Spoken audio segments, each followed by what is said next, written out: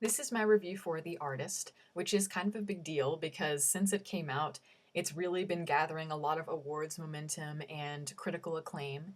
And the big draw to this movie is the fact that it's silent. And we haven't seen a silent movie in a long time, obviously. And this really excited me because I love silent films. Some of my favorite films of all time are silent. And the reason I like them so much is because they kind of are a return to the beauty of what film was sort of meant to do, just the pure essence of filmmaking. And in terms of visual, I mean, it's a visual medium, and also, the acting expression is very different. You're communicating so much without any words. I mean, the good ones anyway. So I was really excited about seeing this movie. So I saw it, and I did not like it. Honestly, I didn't care for it really at all. To me, it was just very, I don't know, just dull, and it was really boring. And I really don't see what all the fuss is about. Let me just talk about the premise first of all, get that out of the way, and then I'll go off. But this movie is basically Singing in the Rain, almost exactly. A darker version, but the same story. And yeah, so it's about this guy his name is George Valentine, and he is a 1920s movie star, and he's very, very popular, silent movie star. And, once it heads towards 1927, of course, the first silent film, or sorry, the first talking picture comes out, The Jazz Singer, and now all of the studio executives want to go to talking pictures. And, of course, a lot of silent actors' careers suffered because of this, because whether they couldn't act or because their voices didn't sound right in talking pictures, whatever the reason, a lot of careers were destroyed. And his is one of them. He goes into a big financial slump, into a depression, and all of this.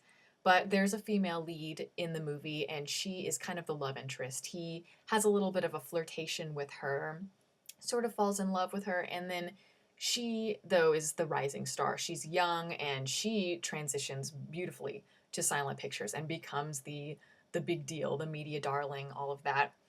And that's basically what the story is. And I think what I'm going to do is just start off with what I like about the movie to begin with.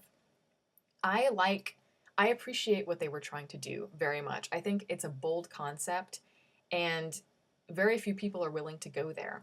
And so, I mean, even I've been saying this for years. I always said if I were a director, I would make a silent movie just because I love them so much. Of course, if I made one, I would try to make it more just a genuine silent film and not try to make it a parody or anything that's meant to be cheeky in any way. But also, I just love how they captured the look, certainly, of the silent pictures. That Art Deco look, the black and white photography is beautiful. It really does look like a movie from the 1920s era. Also, the costumes are beautiful and the sets look great. All of that is wonderful. And also, Jean Dujardin, I hope I'm pronouncing that right, but he is great in this movie. He looks just like a silent picture movie star, and he's got a wonderful smile. He looks a lot like Douglas Fairbanks, and maybe even a little bit of Rudolph Valentino in there as well.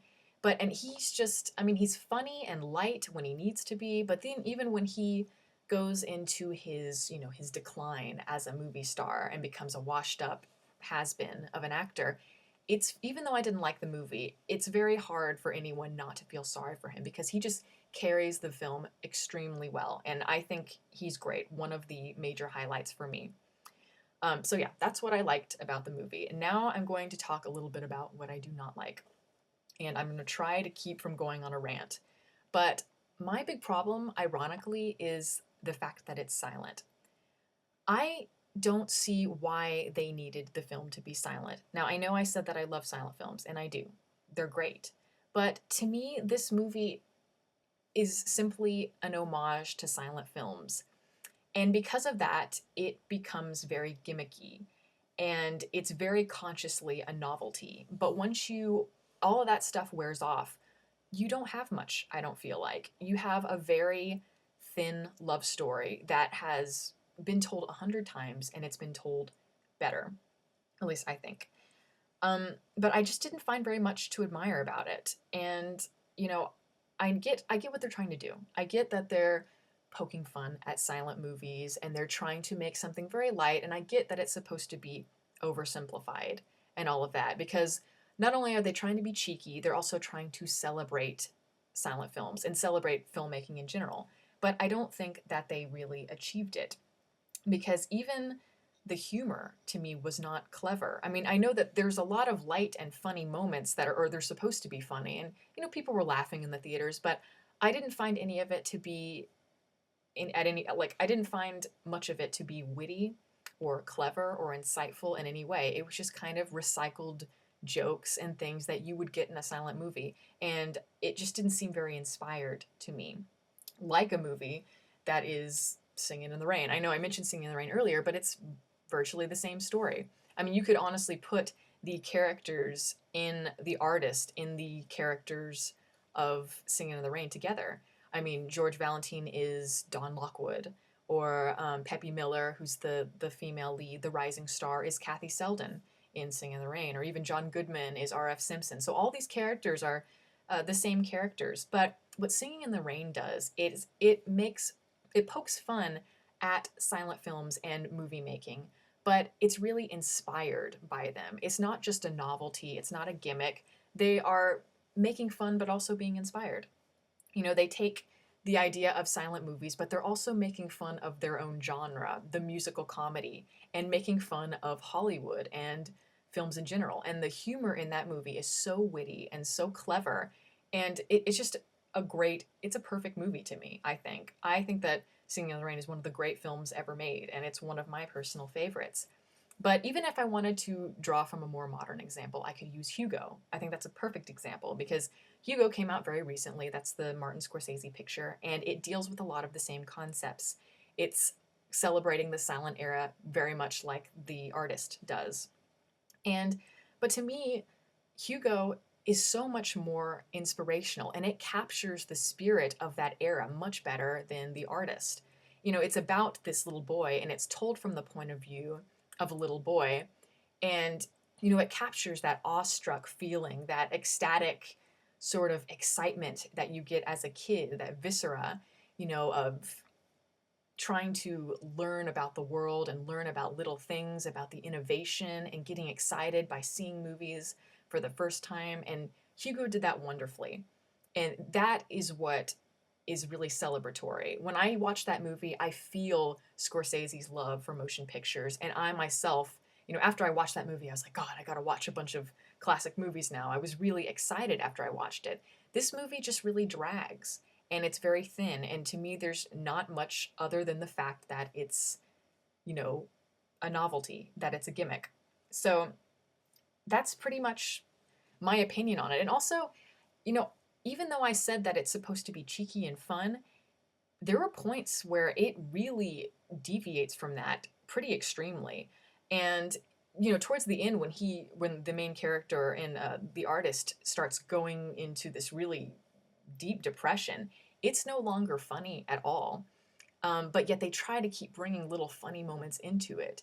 And when you get to be that dark, because it does get to pretty dark places, it's when you try to add humor into that, it just feels very awkward and very jarring to me. And even at one point in the big emotional climax, they start using the music from Vertigo.